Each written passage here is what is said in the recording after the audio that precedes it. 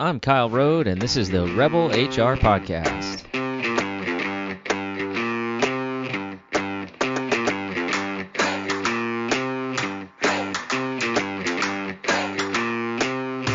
Welcome to the podcast. Rebel HR is a podcast for HR professionals who are ready to make some disruption in the world of work.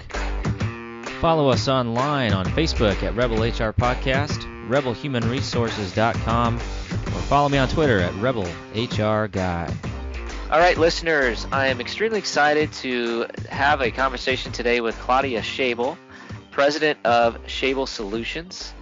She helps organizations diffuse the dangers of unconscious bias from overlooked potential to outright train wrecks. That's a great header.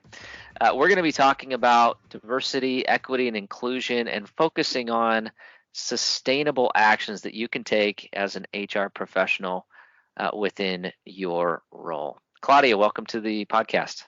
Thank you, Kyle, for having me. I'm excited and really looking forward to our conversation. Me too. So I know Claudia, she has presented at our local SHRM chapter meetings a few times. She's got a great perspective, so I'm really excited for all of you to hear that today. So Claudia, why don't we start with you just telling us a little bit about your organization? Absolutely. I'll be happy to. So as you mentioned, we really focused on helping organizations overcome the dangers of biases that either are conscious or unconscious that could be hindering talent potential.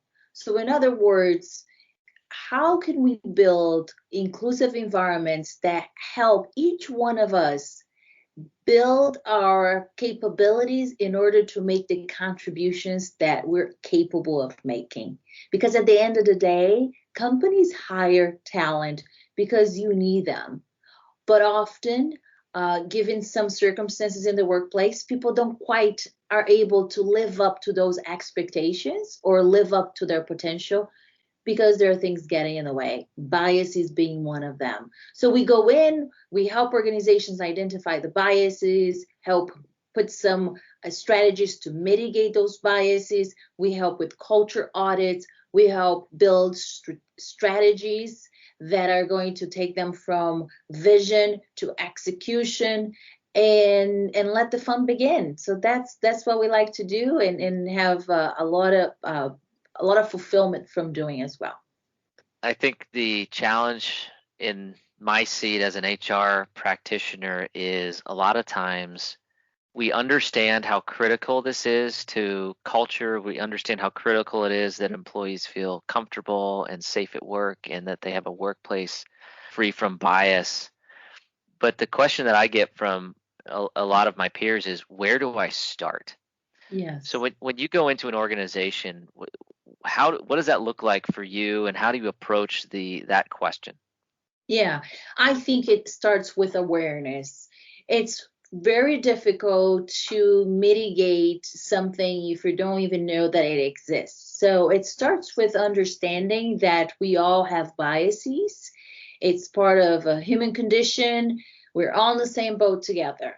With that said, it also starts with acknowledging that it doesn't mean we're off the hook.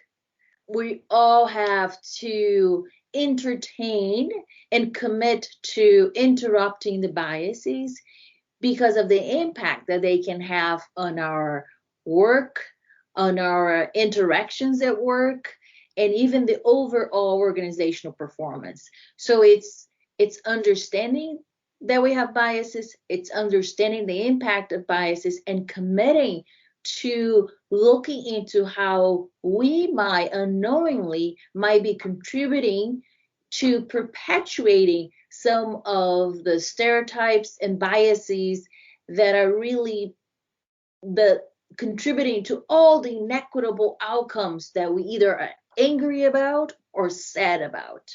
So it's really taking a closer look at that and taking personal accountability.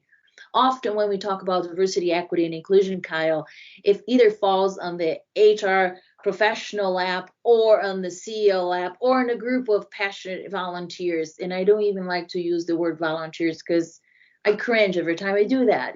For me, those are the people that are overachievers, specifically when you're taking on such a big job besides your full-time job. But it's really up to each one of us to make our own contributions to building those inclusive workplaces. So understanding bias is the first step. So I can hear the conversation now, and I've had this with leaders in my past. When I confront them with the fact that we all have biases, a lot of times I'm faced with a response of, well, I'm not racist, or I'm not biased against anybody. I don't see color. Those kinds of statements tend to come out as we're having these discussions. What is your response to that type of a feeling as you are educating people on biases? Absolutely. Yeah, I think there's a way of talking about bias that doesn't quite make people feel defensive, and helping people understand that because you are good people, because you want to continue to be good, you want to know about your biases. And the reason is because you want to close what is the gap between your intentions and your impact. I think if you ask me, I would love to know that every action I take in my life is aligned with my core values and how I want to make a difference in this world. The problem is that those biases, the shortcuts that help us make quick decisions, are happening outside of awareness, and they might not always be lining up with our conscious beliefs and values. And I would think leaders would want to know that in order to really close that gap in an intentional way. So that's where I start the conversation. But then part of the conversation, Kyle, is also where you're getting at, is to say that if we're not taking steps towards interrupting those biases unknowingly, we might be contributing to systemic racism and discriminatory practices that are not our ultimate goal. So I think it's worth a look and entertaining how we can be a part of the solution. I love that comment, that making sure that every action is aligned with core values and the gap between intentions and impact. I have yet to meet somebody who says, yes, I am an overt racist and I want to continue systemic racism. I think that my opinion is, for the most part, people have good intentions, but those intentions don't have the impact that they hope. I mean, my personal situation is I grew up in a town of 5,000 in Clarinda, Iowa. I was completely ignorant to some of these situations until I was educated and brought along into the world of inclusion. And then once you start to peel back the layers of the onion and you realize all of the barriers that are in place, unintentionally, I didn't intend for those to be there, but within my personal organizations. And then, it was almost like an awakening, like, oh my gosh, this policy needs to change. Absolutely. Right? And I know you are a great champion of diversity and inclusion, and I am so thankful that your experiences led you through the path of learning how that impacts others, but also how it impacts you. Often when we talk about diversity, equity, and inclusion, some people don't include themselves in this conversation because they think we're talking about disparities impacting people they don't know. But the reality, we're talking about people that they know. They just don't know about it yet, how it's impacting them. So it's really engaging in the conversation so we can make sure that everyone, those who we know and those who we don't know, can benefit from some good practices. Yeah, that's a great point. So can you give us an example of an unintentional bias or a situation that you've observed that has been detrimental to the workplace culture? Yes, I hear often, Kyle, people saying, I don't see color. I treat everyone the same. And to me, that's an indication of having a biased opinion that seeing racial or ethnic differences is part of the problem, when in reality, it's actually part of the solution. Recognizing that we are all different, that we offer something different, perspectives, backgrounds, experiences, we have a different voice, and all voices need to be heard. That is actually a part of a very productive conversation. And not seeing those differences is contributing to the complicit silence that we see in organizations today, when there is, very conscious bias towards people. So when I hear the words, I don't see color, I treat everyone the same, immediately for me, that's a red flag. And I understand that here in Iowa, people are trying to do the right thing. Maybe they were taught that it was rude. Maybe they were taught that color doesn't matter, treat everyone the same because we're going for equality. However, you can't get to equality without acknowledging the current state. And the current state, we're not quite there yet. We're all starting at different points. And you can't, I think, if you are a runner, I think everyone wants to start at the start line.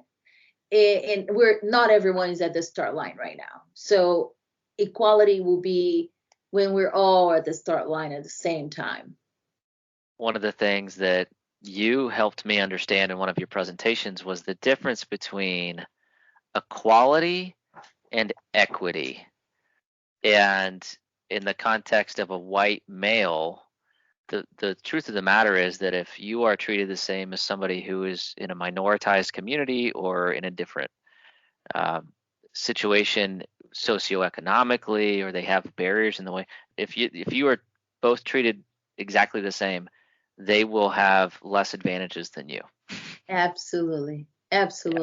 Yes, and I like to use analogies, like this road race that I was talking about, the start line. For some people who are runners, it resonates with them. For those that are not runners, perhaps it's a weak one. But I will tell you a personal example. When I was growing up, I don't know if your listeners picked up on my accent, but I grew up in Brazil. I lived in Brazil until I was 17 years old, and then I moved to Japan with my family. But early on, when I was in school, I think I was maybe a second grader, I wasn't quite reading at the level that I was supposed to be reading. And my twin sister, on the other hand, was much more advanced. She was a great reader. And my mom then went out into the community and looked for resources for me. And she found me a tutor, and in order for me to catch up. And that was great help. That is exactly what I needed. That is equity. My mom didn't get my sister a tutor because my sister didn't need one. Equality is giving both of the kids a tutor, either they need it or not. Equity is really meeting people where they're at, understanding the hurdle, understanding how some policies or practices are impacting them, giving them their circumstances even before they got to you. So I think that's the conversation organizations today are trying to have, and really understand the context of where people came from in order to make it work for all of us. I think about this in the context of working from home. We have had to get to know our employees on a much deeper level, partially because their kids are now running through the running through the screen on the Zoom calls, but also because working from home presents a significant number of barriers to people who maybe don't have great internet at home. Maybe they're working at home with children. Maybe they don't have the means to put their children in daycare. Maybe they have a personal health condition that precludes them from, being available. What I've actually seen is it's in a weird silver lining for COVID-19 is it's actually fostered empathy at my company, because we've had to get to know each other on a much deeper level. What are some action steps that an HR professional who maybe is understands that they need to foster diversity, equity, and inclusion in their organization, what are some action steps that they can take to educate themselves and educate their teams and really start to make this a focus within their organization? Yes, that's great question, Kyle. So let me give you a couple of action steps here, and they're not all simple. So bear with me here. I'm going to try to be as clear as I can be, because some of these steps, it's more than one step. It's something that I want people to walk away with a cohesive idea of where to start. So I'm going to tell you that it starts with you as an HR professional, as a leader. What can you learn, and how can you walk the talk?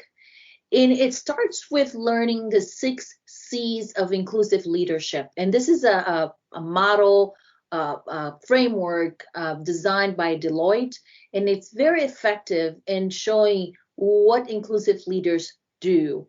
And the first C is commitment to the business case of diversity and inclusion.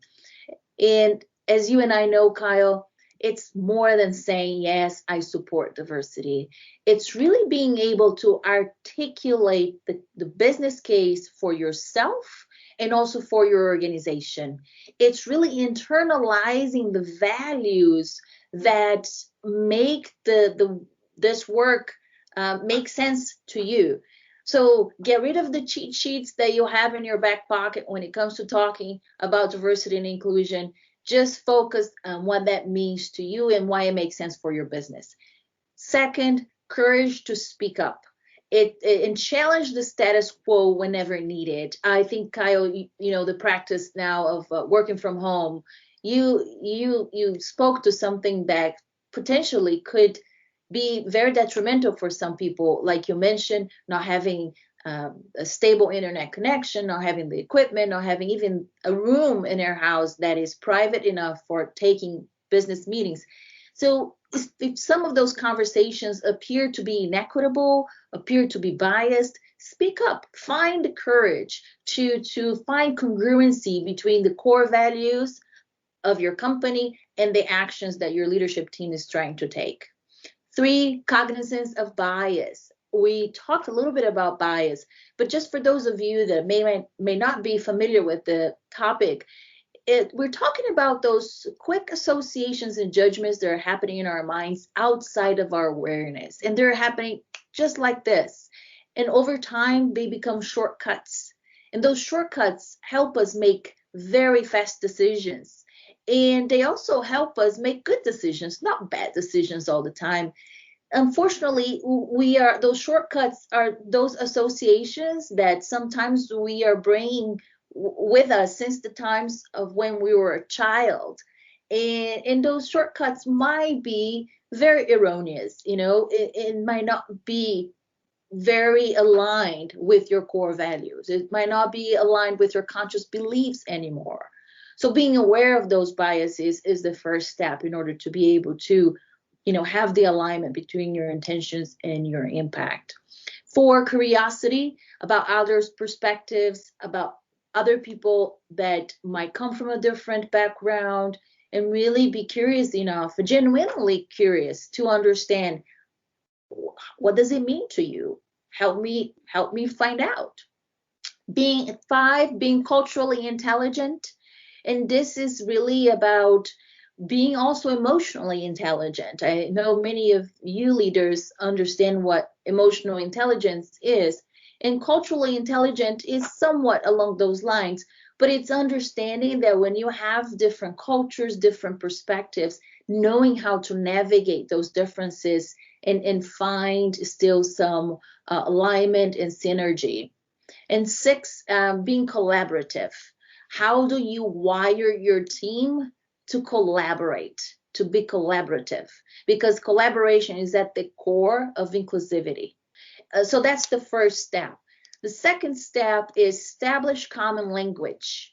common language is one of the key issues that I have seen within organizations that want to embrace the values of diversity, equity, and inclusion, but they lack the common language, so they are afraid of saying the wrong things. They don't know what you mean by diversity, by equity, so people stay away because it's safer, less complicated. So once you establish those terms, define them clearly so everyone's on the same page.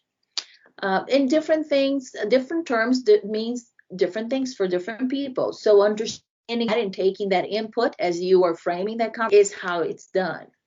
3, develop a vision and strategy. I am very biased, Kyle, towards having a strategy because this work is a lifelong work. It will not go away. And if you're not sure what your vision is and where to start, you could be jumping into activities for many, many years to come and not be moving the needle the way you intended to.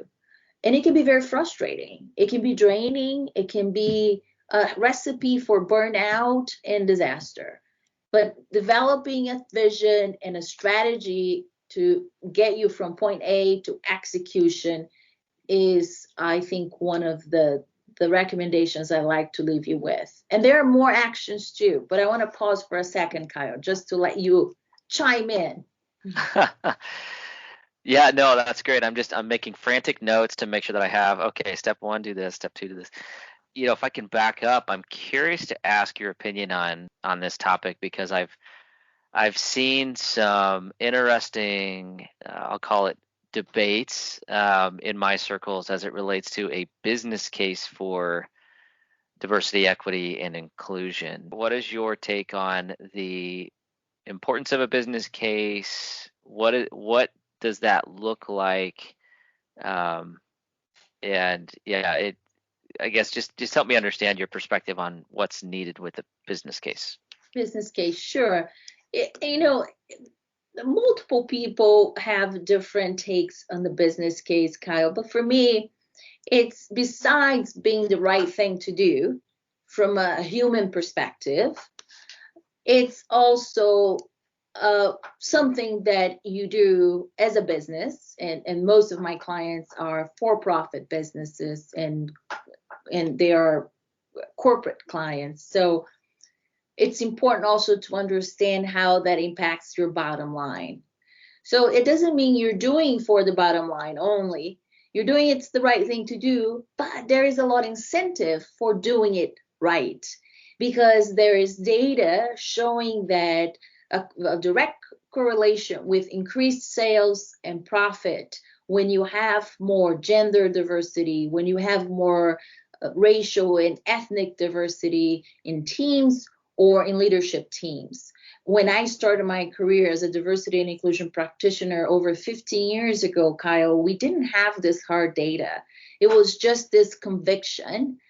And it was quite frustrating not to have the data that McKinsey and Company provides. Catalyst and other organizations have been so hard at providing to us. And so I'm very appreciative of the hard data because for those that need to see the data, it's there. Now, do we still have a lot more room to continue to collect more data points and even get a handle on inclusivity from a data perspective? Absolutely. I think we could invest a lot more time in doing that. So, but besides the increased sales and profits, we also have seen that inclusive workplaces have reduced costs associated with turnover, with burnout. You know, a lot of the companies that do a very good job and have been doing this for a while, people come to work because they want to be there.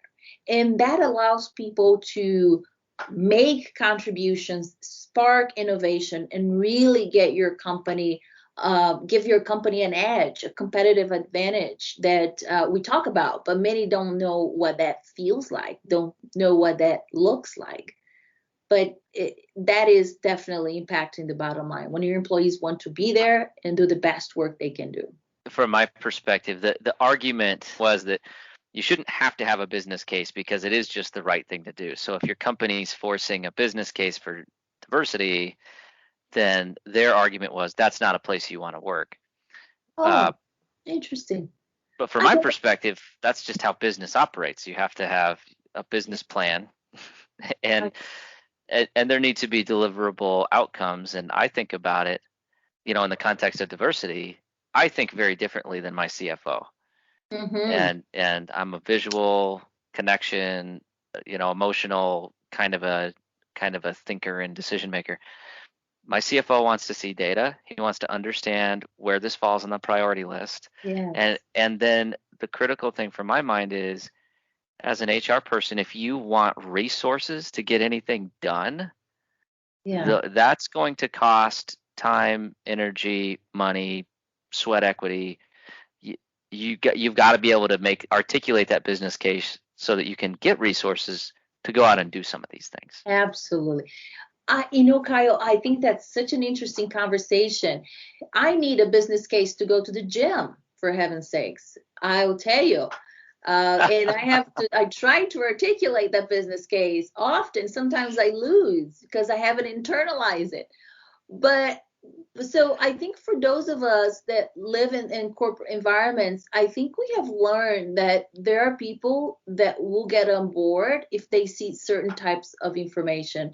And I think, trying to be inclusive, trying to understand the diversity of learning styles is how you get the message across. So I, like you, learned that for certain people, certain types of information, data points will matter more than for others. And I like to be prepared to have the conversation with all people. So I will always do the best I can to articulate the business case. That's great. Yeah, I think that's a critical point in my mind. And I think a lot of times as HR practitioners, we aren't necessarily the best at articulating that, because a lot of times we do operate on maybe a different decision-making style than somebody in the financial sector or sales or operations, or, pick a function, right? We're all a little different. Absolutely. The other question that I had as you were talking through some of these steps revolves around common language. And I think one of the biggest challenges that we run into in HR is that a lot of times we are torn between being focused on employee and human experience and focused on compliance and mitigating legal action. And within those two areas, as it relates to diversity, it does get a little bit scary because it's not safe to start to talk about race and foster that conversation within your culture if your culture has issues. So what advice or what approach would you recommend to an HR person who knows that they need to do this because it's the right thing to do, but is afraid to really start to get honest and transparent with their employees about actions that need to be taken?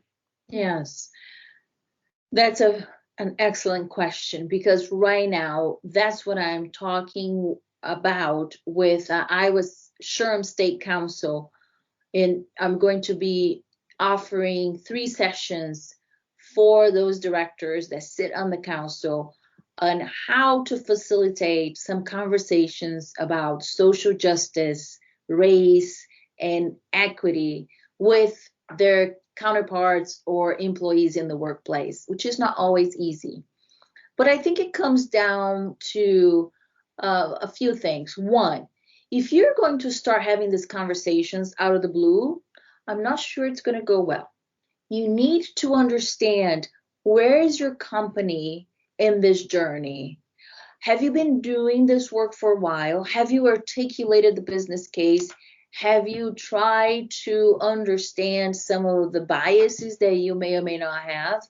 And then now, do you feel that you have the skills, meaning listening skills, understanding of some of those concepts, or how equity actually works outside of the workplace and in the workplace?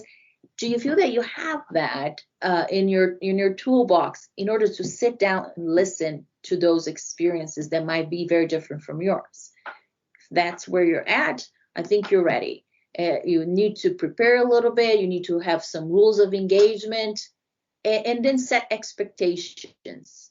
Besides rules of engagement, meaning let's be respectful, let's not interrupt.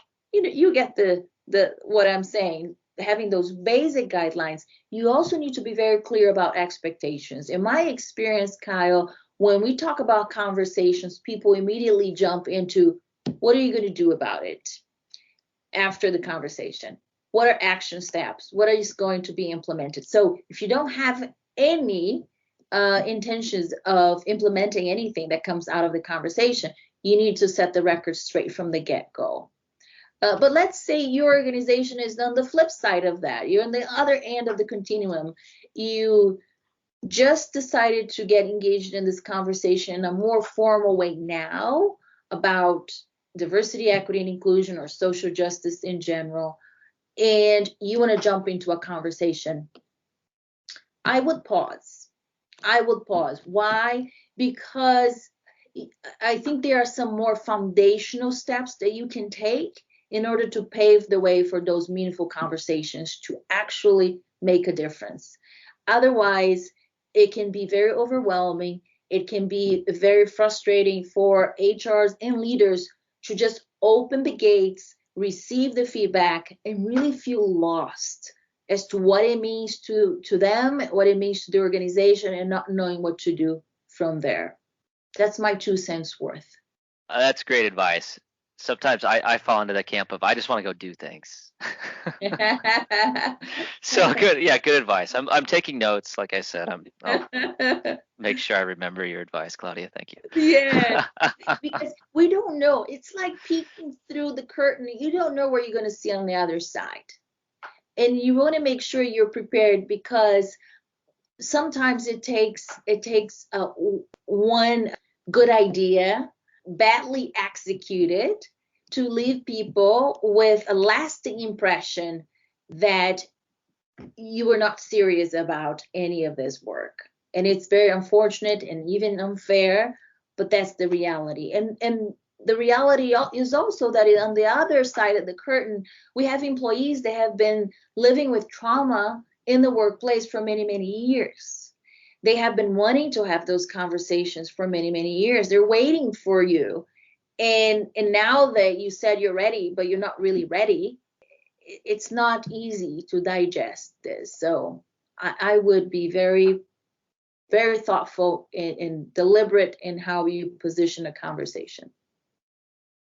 Great advice. The other thing that I've personally seen, and I consider this one of the critical aspects of a business case, but companies who get good at this and truly build an inclusive culture do have a competitive advantage within the marketplace for when you're looking for top talent, when you are looking to be more innovative in your product and how you serve your customers, as you are looking to try to retain more people. An inclusive culture, statistically shows that you have a competitive advantage. So I'm curious, you mentioned some of the research around McKinsey and Catalyst, and I know Deloitte has a lot of great research. What advice would you give to somebody who kind of knows this, they know this, they've seen it, but they can't put it down on paper, or they can't make the business case or bring the rest of the executive team along for the ride? What advice would you give them if they just kind of feel stuck? Okay, so I think you have to study it. This is, I think, something that I had to do with many different topics within my area of diversity, equity, and inclusion, because I noticed that I had this emotional understanding, but I wasn't able to articulate in a way that made sense. And also sometimes when I caught myself saying it, it wasn't quite as convincing as I thought it would be. So I think you need to study it. You need to have the data, read, analyze the data for what it is, but also bring that into context for your own work in your organization and try to find case studies within your organization that will illustrate the impact that you want to articulate for your organization. Because we all have those case studies, those scenarios that we can take from one action into a potential, future outcome that we're looking at exploring with our leaders, right? So hiring often comes up. There's a lot of data right now talking about hiring and biases and how to mitigate biases in the hiring process. And we know that there's a correlation with diversifying your workforce with increased productivity. Take a look at your organization. What are some of those instances that you saw, a person, I don't like to say diverse hire because I don't know what that means, but a person with a diverse background, that came into your organization and did something differently. And that sparked a completely different way of looking at a process or looking at product development or marketing. We all have those nuggets. We just don't leverage those nuggets to tell our story and to articulate that business case from a place that you know well, which is your company, which is your business. I've done thousands of interviews. I can honestly tell you that it's really easy to screen people with the halo effect. Yes. And if you don't actively make yourself aware that you like people that are like you, from the same background, you are going to miss out on a whole slew of diverse candidates that are different than you. And ultimately, that's what your organization needs to succeed. So, well put. Yeah, we have this tendency of prefer people that are in our in group versus the out group. In the in group are the people that are more like us, at least on the surface, right? That look like us. In the out group, the people that on the surface don't look like us. And the halo effect is really when they say something that you find very positive or attractive or that you have in common, and that information now makes everything that person does or say sound very positive. So we start to lean towards those candidates that we have more affinities with versus those that are neutral, because it doesn't mean they don't have anything in common with us. Yeah, I think a great example of that is something as simple as talking about sports in an interview as a way to build rapport, which is very common, can actually be detrimental to inclusion efforts because that person might like soccer, or for our international listeners, football, and I might like American football and detest soccer. So the fact that you like Manchester United and I like the Green Bay Packers could actually hurt your chances to get that job, even though you might be the best candidate. Absolutely.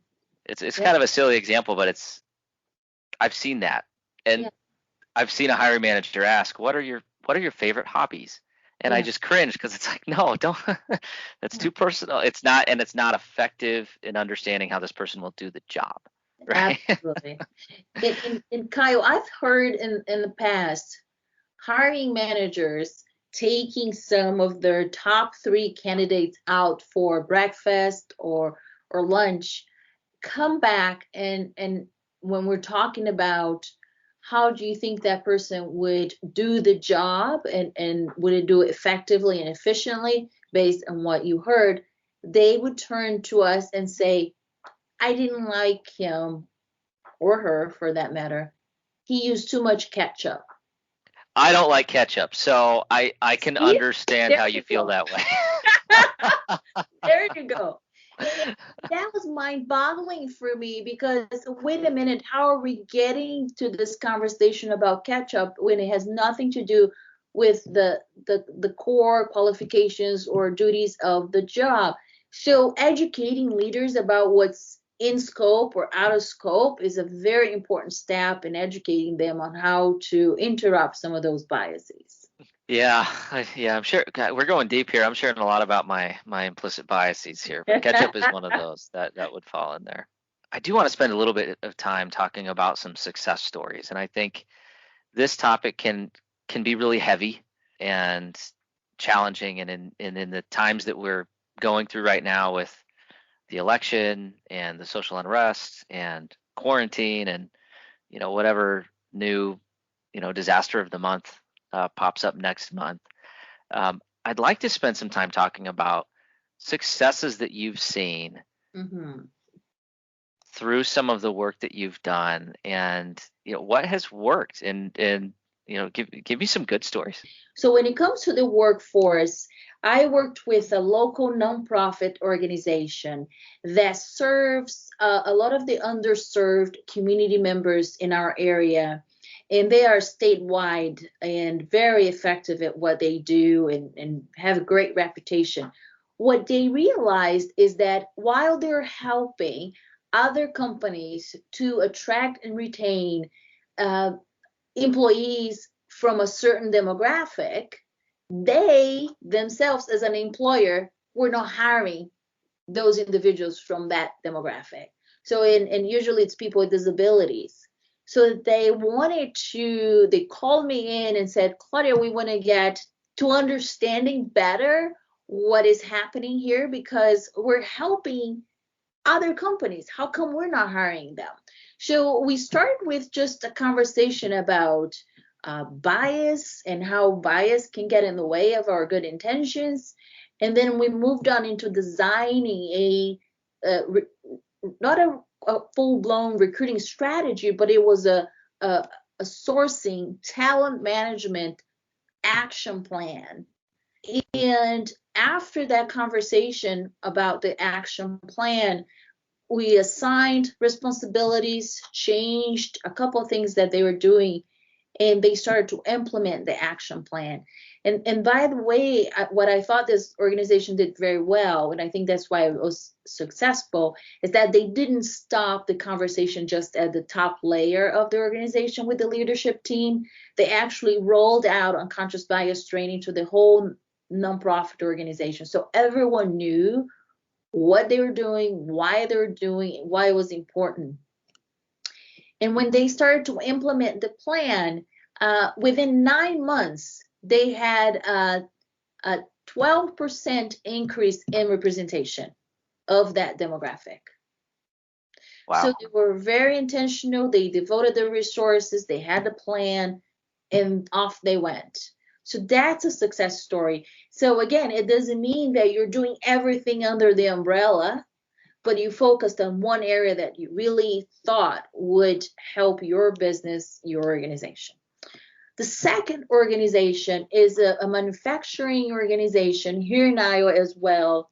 And this organization had a long-term employee. In fact, this employee was working for this organization for about 30 years. And one day, the employee came to work as the opposite sex. So this employee decided to transition in the workplace. So it was a transgender employee, and that caused a lot of turmoil. It caused a lot of conversations. It caused a lot of complaints. HR was receiving a lot of phone calls. People were upset. And again, these people worked together for 30 years. They're friends. But all of a sudden, this employee was using the bathroom that he wasn't, quote unquote, he wasn't supposed to be using. And HR didn't know what to do about it. So when we talked to HR, we talked about a transgender policy in the workplace and how to ensure that people that are transitioning, they know what to do, they're safe, and also took time to get to the bottom of the complaints. And maybe to no surprise to you, Kyle, the main complaint was actually around the bathroom use. And deciding to have a bathroom policy around being a gender neutral bathroom made the complaints to HR decrease by 90%. 90%. So just by saying this bathroom is gender neutral, and now, whoever wants to use this bathroom, they can, alleviated quite a bit of the frustration and the tension in the workplace. And there we also rolled out unconscious bias training to that plant because we thought people needed to understand their own biases and interacting with their longtime friend and colleague. So that's a metric right there, and that I think is, to me, is very impressive. And then in the marketplace space, we worked with a financial services company. This is actually a company that has done so much work around diversity, equity, and inclusion that when they hired me, I'll be honest with you, I thought, I'm not sure how I can help them. They're already helping themselves. But they decided they wanted to do the unconscious bias training. And we talked a lot about how to customize the training, the content, so it was relevant to all employees. And they decided to roll out the training to their 500 plus employees that they have. And the interesting thing that came out of the training, and they do the trainings every 2 years or so. So that was something that they were committed to doing no matter what.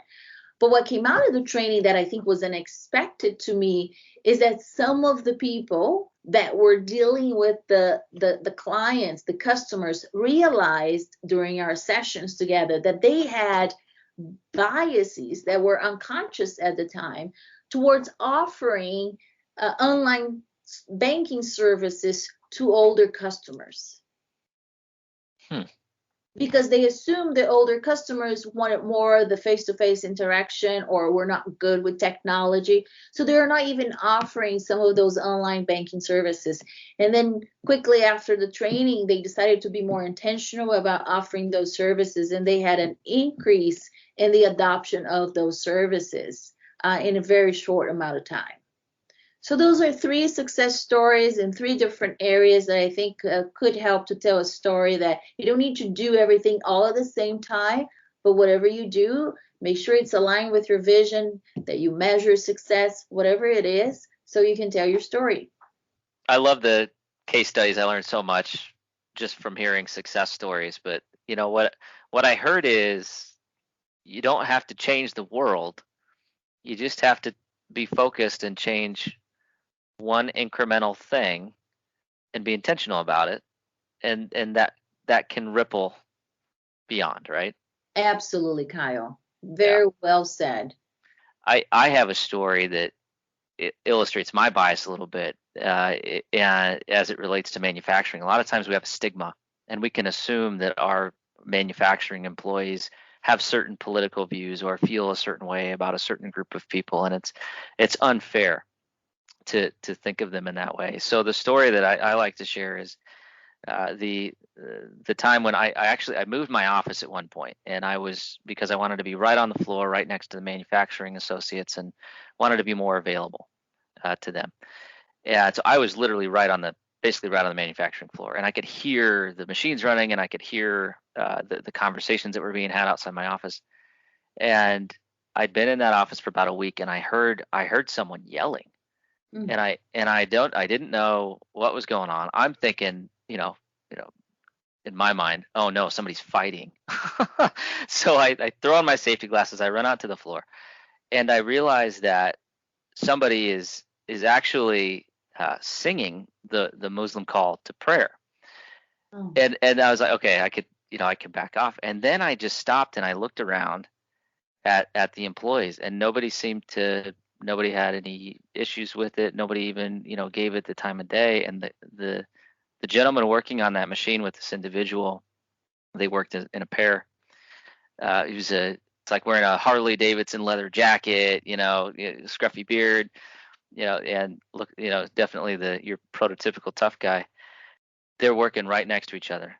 Wow. There's no concerns here, and I took a step back and I thought, okay, I need to have more faith in people, and I need to check my own internal biases about my employees. And I think as an HR professional, my advice would be find those Mm-hmm. Find those moments, check your biases, and don't underestimate people. Absolutely. I love that. Don't underestimate people and check your biases. Yeah, it helps to understand when some of those biases might be kicking in, right? It could be in the morning, it could be when you're stressed or multitasking, which some of you would argue it's all the time. Who's not stressed and multitasking, right? 2020. Exactly. But you could find that there might be moments that you're more prone to having some of those immediate reactions than others. Absolutely. And I think the other thing that you mentioned that we can't reiterate enough, it truly is a journey. It's nothing you're ever going to be able to truly solve. Mm-hmm. It's a constant progression, and it will continue to be for the rest of our working and natural lives. Yes. And if you don't mind, Kyle, I'm going to make this last comment here because I think it's important. That's exactly it. What I have been seeing right now with this conversation about the COVID-19 pandemic and how it has impacted so many communities, and it has magnified the disparities and inequities that we have known that they have been there for so long, or maybe some of you didn't even know they existed, but now I think most of us have come to terms that they are there.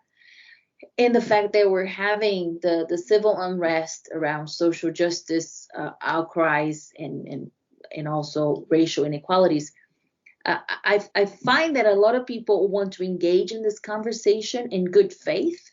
A lot of people are finding the time to educate themselves. And I think that's very rewarding.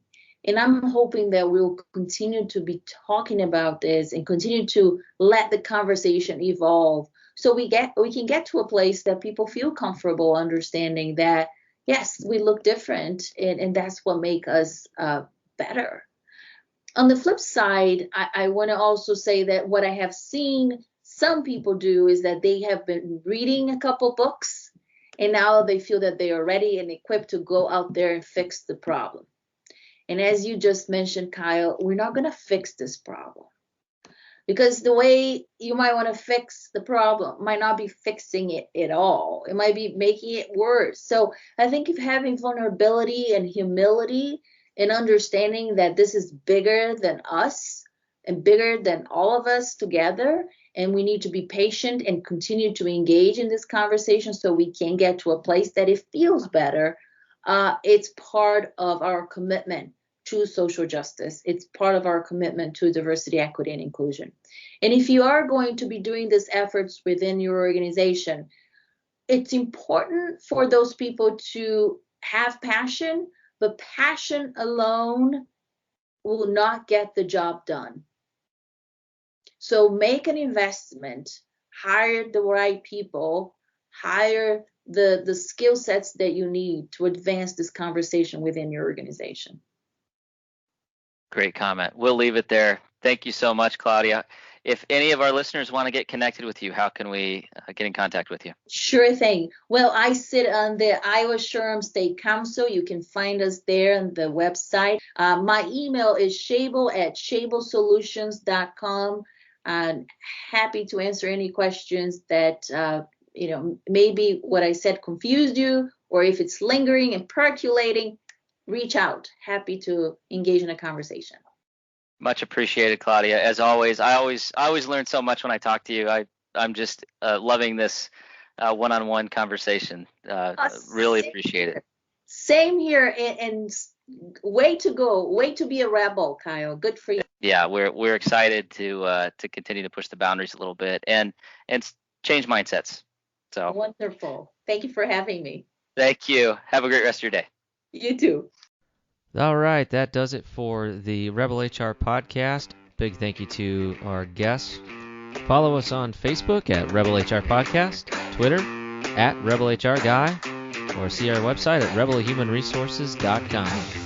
The views and opinions expressed by Rebel HR Podcast are those of the authors and do not necessarily reflect the official policy or position of any of the organizations that we represent. No animals baby.